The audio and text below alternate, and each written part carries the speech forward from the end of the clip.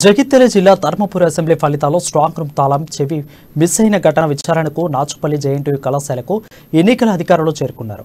కాంగ్రెస్ అభ్యర్థి అట్లూరి లక్ష్మణ్ తనను అనుమతించాల్సిందిగా పోలీసులను కోరారు. ఎప్పటికైనా ధర్మమే గెలుస్తుందని లక్ష్మణ్ ఆశాభావం వ్యక్తం చేశారు. విచారణకు వచ్చిన కేంద్ర ఎన్నికల సంఘం అధికారులు కారణాలను వివరిస్తానని ఆయన మీడియాకు తెలిపారు.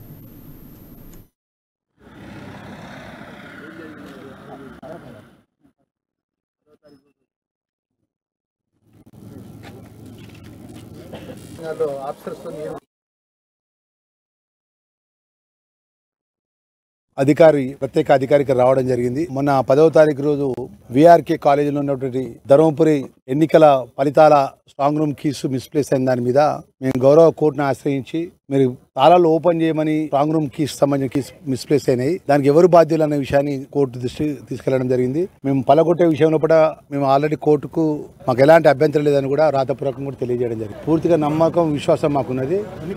దీని మీద పూర్తి సమగ్ర విచారణ జరుగుతుంది.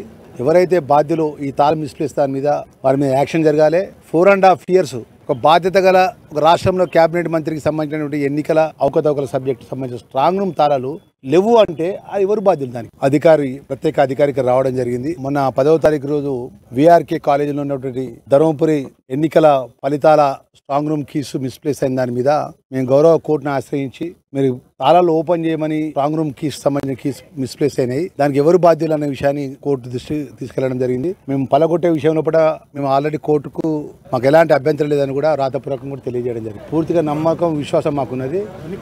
దీని మీద పూర్తి సమగ్ర విచారణ జరుగుతుంది. ఎవరైతే బాధ్యులు ఈ తాళం మిస్ప్లేస్ దాని మీద వారి మీద యాక్షన్ జరగాలి. 4.5 years ఒక బాధ్యత గల ఒక రాష్ట్రంలో కేబినెట్ మంత్రికి సంబంధించినటువంటి ఎన్నికల అవకతవకల సబ్జెక్టు సంబంధించిన స్ట్రాంగ్ రూమ్ తాళాలు లేవు అంటే అది ఎవరు బాధ్యులు దానికి ప్రత్యేక అధికారికి రావడం జరిగింది. మొన్న 10వ తారీఖు రోజు విఆర్కే కాలేజీలో ఉన్నటువంటి ధర్మపురి ఎన్నికల ఫలితాల స్ట్రాంగ్ రూమ్ కీస్